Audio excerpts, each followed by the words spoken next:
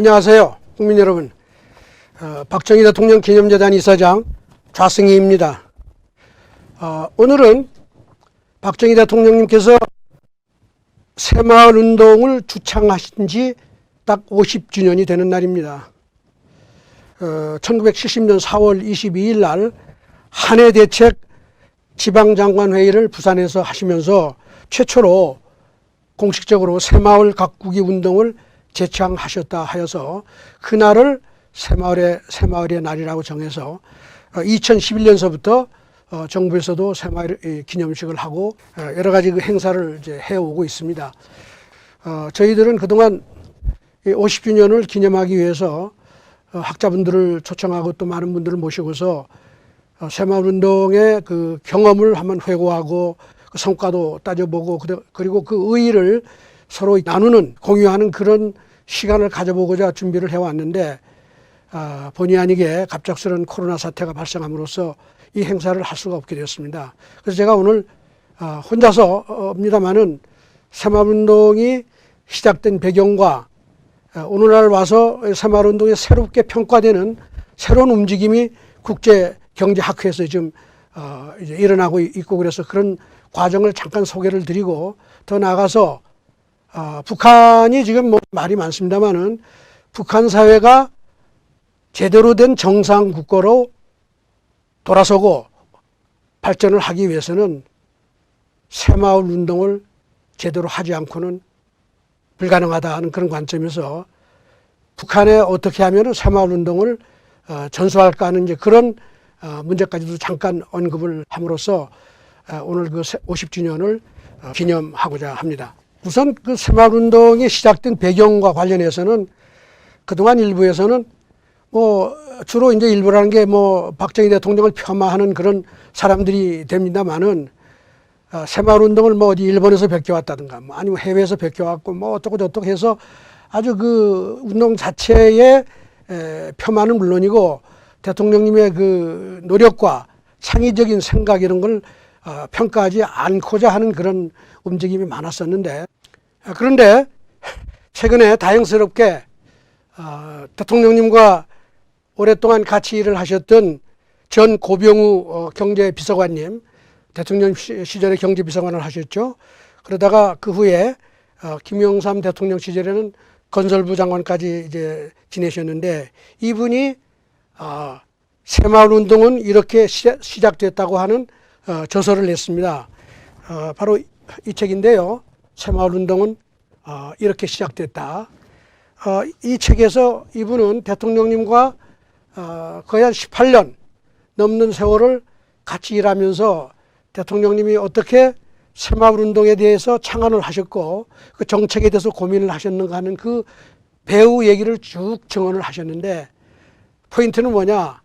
새마을 운동은 박정희의 창안이고 달리 표현하면 새마을 운동은 순수한 한국산이다 하는 증언을 하신 거나 다름이 없습니다. 진행된 과정을 잠깐 말씀을 드리면 대통령님이 5.16 이후에 제일 그 중심을 두고 관심을 가지고 했던 사업이 우리 국민들이 그 고리타분한 말하자면 어려우면은 농사를 짓다가 비가 안 오면 뭐 기후전화 지내고 하늘 쳐다보고 뭐 잘 안 되면 남 탓하고 뭐 가난은 뭐 운명이야 하고 이렇게 살아가는 그 자조적이지 못한 국민들의 의식을 좀 바꿔내서 국민들이 좀 자발적으로 열심히 노력하고 어려움을 극복하는 그런 적극적인 자세를 새롭게 자조하는 정신을 가지고 자기 운명을 개척해 나갈 수 있도록 하는 그런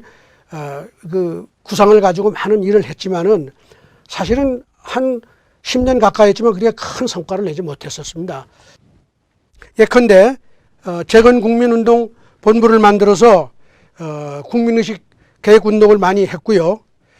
그러나 그렇게 가시적인 성과를 못 냈는데 1968년서부터 그 박정희 대통령 정부가 그 농어민 소득 증대 사업이라고 하는 그런 그 큰 그 사업을 본격적으로 시행을 해서 농어민 국민들의 소득을 증대하기 위한 각종의 구체적인 사업을 시행을 했습니다. 이거를 하면서 이제 국민들하고 접촉하고 해보면서 국민들이 어떻게 해야지 움직이겠느냐 하는 이제 그런 구상을 계속하고 아이디어를 이제 고민을 하신 거죠. 뭐 예를 들면 국민들한테 뭘 하세요, 뭘 해보세요 아무리 얘기해도 국민들이 그걸 했을 때 그게 소득으로 바로 이어지고 내 호주머니가 좀 두둑해지고 내 생활이 바뀌는 게 자꾸 보이고 경험이 돼야지만 그 운동에 동기가 부여되고 이렇게 하는데 과거에 했던 운동들은 그런 생각을 별로 안 했던 겁니다. 그저 뭐 때가 되면 뭐 조금 정부에서 뭐 많지도 못하죠. 정부가 뭐 가난했고 그러니까 조금씩 도와주면 그냥 뭐 좀 이렇게 하고 그 내년 되면 또 같은 일이 벌어지고 하면서 사실은 그 전향적으로 자기 자신을 개혁하고 상황을 개선하고 하는 그런 노력들이 그렇게 충분히 따르지 못했는데 이 대통령께서 구상한 거는 노력의 대가가 내 눈앞에 나타나야지 사람들이 동기가 부여된다는 것을 발견했다는 거죠. 그 러닝 바이 두잉 하신 거죠. 그래가지고 그런 아이디어를 가지고 있는 상황에서 1969년에 대통령께서 그 해도 아주 한 해가 있었던 해입니다. 69년, 70년 다 그때 한 해 때문에 많이 이제 어려웠던 때인데 대통령님이 그 문제 때문에 이제 기차를 타고 부산 쪽으로 내려가는 과정에서 어디 경상북도 청도를 지나가다가 그 기차에서 지나가다 보니까 그 마을이 너무 깨끗하고 아주 정비가 잘 되고 훌륭해 보인다 이거죠. 그래서 이제 기차를 좀 세워가지고 좀 들려서 보겠다고 그래가지고 청도역에서 내려서 주민들하고 이제 대담을 하면서 발견한 것이 주민들이 이제 하는 얘기가 그런 거 있죠. 이왕 한 해로 말이죠. 그때는 수해였습니다. 죄송합니다. 수해가 발생해서 이제 동네가 아주 피폐되는데 마을 주민들이 아주 협동을 해가지고 그걸 완전히 뒤바꿔서 마을 전체를 다 새로운 마을로 탈바꿈시킨 걸 보고서 이게 한두 가구가 노력해서 되는 일이 아니라 농촌의 일이라는 게 그렇게 되는 게 아닙니다. 농촌의 인프라라는 거는 한두 가구가 노력해서 바꿀 수 없잖아요. 뭐 길도 그렇고 뭐 여러 가지가 그렇죠. 마을 전체가 한 팀이 돼가지고 협동 작업을 해야지만 이게 된다는 그걸 얻은 겁니다. 그런 그 생각을 하고 그리고 나서 그 자조하고 협동하는 것만이 농촌의 문제를 푸는 길이라는 그런 생각을 가지게 됐다고 그러는 거예요.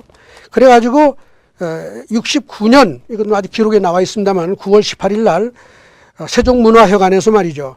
농어민 소득증대 특별사업 경진대회를 하는 과정에서 대통령님이 그 당시엔 새마을운동이라는 이름은 없었지만 열심히 노력해서 소득증대 아주 획기적인 기여를 하신 분들을 몇 분 불러일으켜서 경험을 얘기하라고 그러고 그러는 과정에서 대통령님이 아주 눈물을 흘릴 정도로 말이죠. 목이 메서 그러면서 이런 분들이 영웅이다 이렇게 얘기를 하면서 우리가 하면 된다 하는 그 말을 처음으로 공식 석상에서 하면 된다는 그 네 글자를 그저 목이 메면서 말이죠. 이렇게 했던 그게 1969년 9월 18일이었습니다.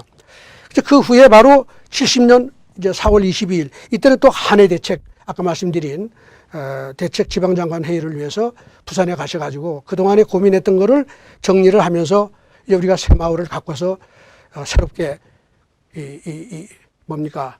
농어촌을 완전히 획기적으로 개선해서 이제 근대화를 시켜야 되겠다는 이제 그런 주창을 하셨는데 이제 요 날을 기점으로 해가지고 이제 정부에서도 이게 새마을의 날로 정해가지고 지금 기념식을 하고 있는데 모르겠어요. 우리 새마을운동 중앙회에서 지금 어떤 일들을 하고 있는지 모르겠지만 이 새마을의 날로 지정한 것도 이게 그동안 새마을운동에 대해서 얘기하는 게 사실은 아시겠죠. 뭐 정권이 바뀌고 그동안 많이 말이죠. 박정희 대통령님의 그 업적을 폄하하는 그런 일들이 많이 일어나면서 그동안 위야무야해서 오다가 2011년 3월 8일 날 정부에서 4월 22일을 새마을의 날로 정하자 이래가지고 2011년에 제1회 새마을의 날 기념식을 했습니다. 그래서 바라건대 이번 정부에서도 그 새마을운동 중앙회랑 여기서 이런 행사를 좀 해주시기를 기대를 하는데 잘 모르겠어요. 작년에 2019년에 그 새마을운동 중앙회에서 새마을운동 대전환 선포니 뭐니 하면서 이제 새로운 변화를 뭐 구한다고 이제 선언을 했었는데, 물론 새마을도 그 정신도 마찬가지고 시대가 달라지면 변형해야 되고 좀 더 창의적으로 바뀌고 뭐 이렇게 하는 것에 대해서 뭐 나쁠 거는 없다고 생각이 되는데, 이제 최근에 새마을운동 중앙회에서 나온 얘기들을 보면은 박정희 대통령이 말씀하셨던 근면, 자조, 협동 정신, 이게 사실은 표현은 이렇게 했지만 이게 자본주의 정신과 다름이 없습니다. 번영의 정신이에요, 이게. 이런 세 가지 정신으로 새마을운동을 추진을 하셨는데, 최근 들어서 새마을운동 중앙회에서 이거를 평화, 생명, 나눔이라고 이렇게 바꿔서 하겠다 이렇게 했는데, 뭐 그 말 자체는 훌륭한 말이죠. 그러나 말이 훌륭한다고 되는 게 아니라 그걸 어떻게 이루느냐 하는 게 중요한데, 평화, 생명, 나눔 이런 좋은 가치를 실현하려면 노력하지 않고 안 되죠. 그게 뭐예요? 근면하고 자주하고 협동해야 되는 거예요. 어떤 경우에든 박정희 대통령께서 내거셨던 이 세 가지 근면, 자주, 협동 정신은 절대 폄하돼서는 안 된다. 그리고 앞으로 어느 나라든 빈곤 극복을 위하겠다고 하는 나라는 이 정신을 가지고 우리가 했던 새마을 운동의 정책을 하지 않으면 안 된다는 게 제 평소의 지론이고, 오늘 제가 뒤에 첨부하는 이런 그 동영상에서도 같은 얘기를 제가 여러 군데서 했습니다. 그래서요, 그런데 재밌는 것은 그동안 경제학계에서는 이 새마을운동에서 했던 새마을운동의 그 정책의 핵심은 우수마을을 우선 지원한다 하는 것이죠. 그리고 새마을운동의 모든 일은 돈이 되는 일을 먼저 찾아서 하는 거예요. 소득이 되는 일을 먼저 하는 거예요. 아무리 가치 있고 뭐 평화, 나눔 이런 걸 얘기해도 그 운동이 농민들의, 가난한 농민들의 호주머니에 뭐가 도움이 되는 일이 안 되면 그 운동은 지속될 수가 없어요. 그 운동을 하더라도 결국은 내가 이 운동을 하니까 내 생활에 무슨 변화가 왔다 하는 거를 느껴야지만 되는 거죠. 이런 경험이 묶여서 대통령님께서는 늘 농민들한테 하신 말씀이 열심히 하세요. 정부가 도와드리겠습니다. 그 열심히 하지 않으면 도와드릴 수가 없습니다. 이런 거죠. 그러면서 우수한 마을은 우선적으로 지원하고, 만일 능력이 딸리거나 잘 몰라서 못한 마을은 뒤에 따라가면서 배워서 할 것이고, 그때 또 열심히 하면 나라, 국가가 또 도울 수 있습니다 하는, 이렇게 해서 모든 마을을 동기부여하는 이제 방식으로 이 새마을운동을 이렇게 해왔습니다. 그런데 재미있는 거는 이제 아까 언급했습니다마는 경제학계에서는 지난 한 30년 가까이 말이죠. 희한하게도 우수마을을 먼저 지원한다고 하는 개념을 중심으로 하는 새로운 경제학 분파가 생겼어요. 그 분파의 이름을 뭐라고 부르냐? 행동경제학. 쉽게 표현하면 인센티브 경제학이에요. 열심히 하는 사람이 또 대접받으면 더 열심히 하는 거 아니냐? 이 원리를 기초로 하는 새로운 경제학 분야가 있었는데, 제가 이 말씀을 드리면 여러분들이 경제학이 원래 그런 거 공부하는 거 아니야? 이렇게 생각할지 모르지만, 그 주류라고 하는 메인스트림 경제학에서는 그 이치가 경제 이론에 들어가 있지가 않아요. 그러니까 이제 새로운 분파가 생겼는데, 그 분파가 하는 게 제가 연구한 바에 의하면 노벨 경제학상위원회는 2002년에 이 분야를 최초로 개척한 학자한테 노벨상을 수여했고요. 그리고 2017년에도 이 분야의 학자가 또 한 분이 노벨상을 받았고, 2019년입니다. 바로 작년에는 세 분이 노벨상을 받았는데, 그분들이 한 연구의 핵심이 뭐냐? 새마을운동의 그 원리 그대로예요. 근데 그걸 무슨 우리처럼 크게 해서 정책을 해서 한 게 아니라, 그 원리를 이제 제가 이제 오늘 제 말씀과 더불어서 같이 이제 영상을 올렸는데, 그 영상에서 제가 이 내용을 좀 상세히 설명을 했는데요.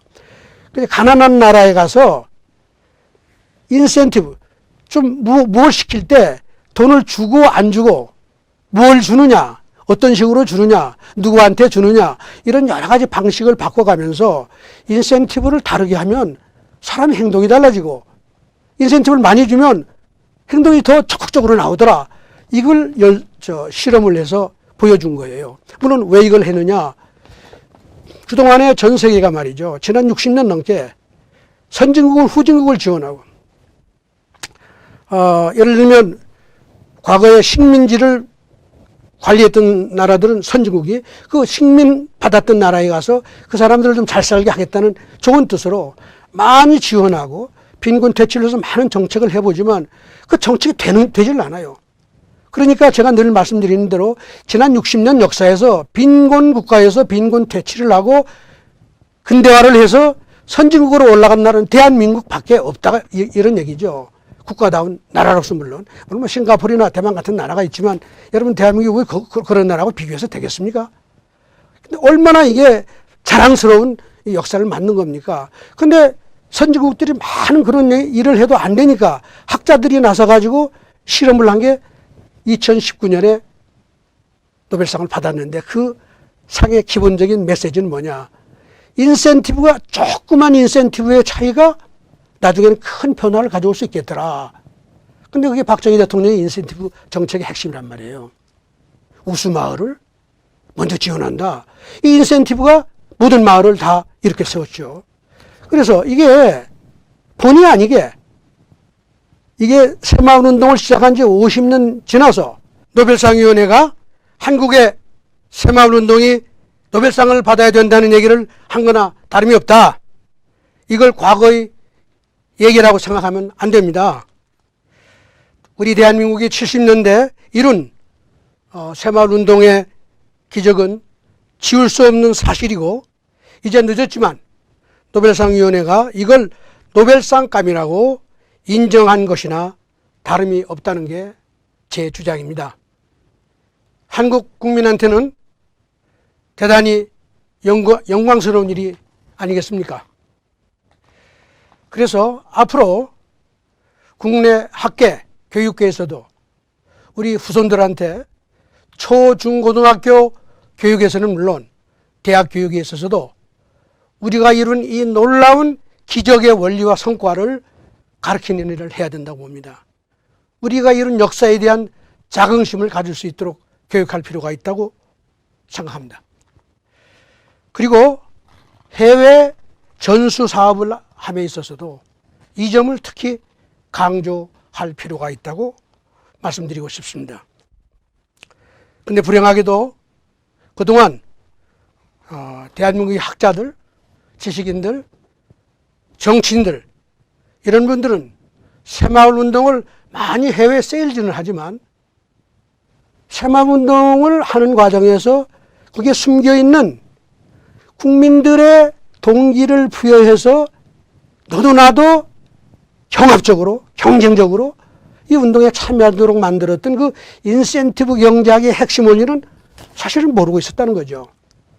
그런 의미에서 저는 늦었지만 이번에 2019년 노벨상이 정말로 중요한 역할을 해줬다. 새마을운동의 성공 원리를 새롭게 인정하고 그것이 전 세계 가난한 나라들, 아프리카, 동남아, 남미 이런 나라들의 빈곤 퇴치와 국가 재건을 위해서 필요한 원리가 새마을운동의 원리였음을 증명했다는 것을 우리가 자랑스럽게 생각해야 된다는 말씀을 드리고 싶습니다. 제가 지난해에 조그만 책들 하나 냈는데 한강의 기적을 세계로 대동강으로, 이게 바로 한강의 기적의 핵심 성공 원리가 뭐냐, 새마을운동의 성공 원리고, 그 재밌게도 그 원리가요 박정희 대통령의 모든 경제정책 속에 다 녹아 들어가 있다 이거죠. 그 원리를 살려낸다는 게 뭐예요? 제가 몇 년 전에 이런 책을 냈습니다. 박정희 살아있는 경제학. 박정희는 죽은 경제학이 아니다 이거예요. 새마을운동, 그 당시에 했던 많은 정책, 수출 육성 정책, 중화 공업 육성 정책, 이런 모든 정책이 다 살아있는 정책이에요. 이걸 제대로 해야 되는 거예요. 물론 주류 경제학에서는 아직까지 박정희의 실체를 이해하지 못하고 다 버렸던 거죠. 대한민국 마찬가지로. 근데 지난해 노벨상 위원회가 이거 다 살려낸 거나 다름이 없잖아요. 자, 그러면 이거를 우리 자랑만으로 이렇게 해서 되겠느냐. 아까 제가 세계로 내보내자고 그랬는데 진짜로 이 새마을운동이 필요한 나라가 어디냐. 이게 바로 북한이잖아요. 세계 최빈국 아니에요. 우리도 그랬었죠. 김일성 시절에 김일성 지배하에서 천리마운동이라고 그 주민들을 그냥 강제로 수년을 그렇게 노예 노동처럼 했는데 새마을운동이죠. 그게 뭐. 된 게 있나요? 뭐. 북한 다 망했잖아요. 박정희가 그렇게 강제했습니까? 박정희 대통령. 어떻게 하면 국민이 열심히 할까? 뭘 어떻게 해야지? 인센티브를 그렇게 찾아서 고민을 한 분이란 말이에요. 이런 운동을 강제로 했다고 또 폄하하는 대한민국 학자들도 많아요. 제대로 연구는 안 하고 말이에요. 그런 의미에서 저는 오늘 이 50주년을 맞이하여 북한에다가 다시 얘기합니다. 새마을운동이 가야 북한이 산다. 그리고 남한도 살고. 제가 꼭 강조하고 싶습니다. 누가 정권을 잡든 진정으로 국민의 삶을 향상시키려 한다면 경제정책은 박정희의 경제정책을 쓰고, 다시 말하면 한강의 기적을 일으킨 정책을 쓰고, 특히 지금 북한이라는 게 무슨 제조업이 있나요? 뭐 산업화가 아무것도 없는 그냥 농경사회 아니에요? 그 농경사회를 일으켜서 공업사회로 산업사회로 만들어가는 과정에서 그 기초는 어디에서 와야 되느냐?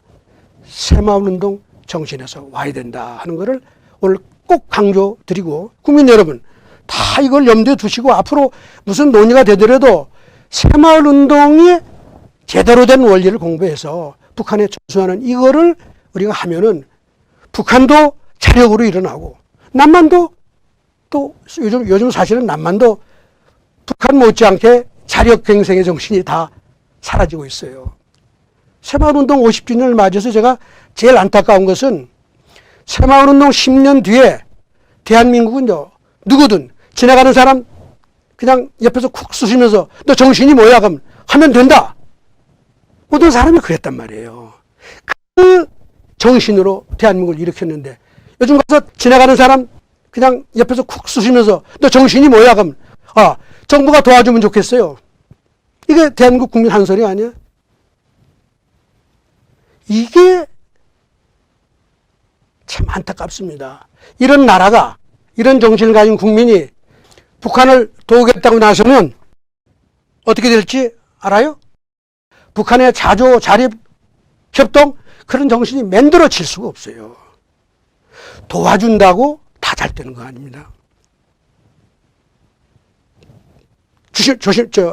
유념하세요. 앞서고 노력하는 사람이 또 대접받아야 되고. 그렇죠? 뒤에 따라가는 사람은 어떻게 따라 배워야죠. 뭘 나눠 먹어요? 물론 정부에서도 도와야겠지만, 도우더라도 잘하는 사람의 성공 노하우를 배워서 같이 가려고 노력을 해야지. 그렇지 않으면 어떻게 되겠어요? 강제로 이렇게 쏠 수가 있겠단 말이에요. 저는 지금 대한민국이 아주 어려운 국면에 있다고 봅니다. 북한까지 이 문제가 같이 겹치면요, 해결하기 어렵습니다. 그래서 저는 다시 강조를 드리고 싶은 게, 한강의 기적의 원리, 새마을운동의 원리를 북한에 가서 제대로 활용하고 그걸 정책으로 실현해서 제2의 한강의 기적, 대동강의 기적을 일으킬 수 있고 일으켜야지만 한반도의 한민족이 세계 국가로서 부강한 나라로 부상할 수 있다고 저는 믿죠.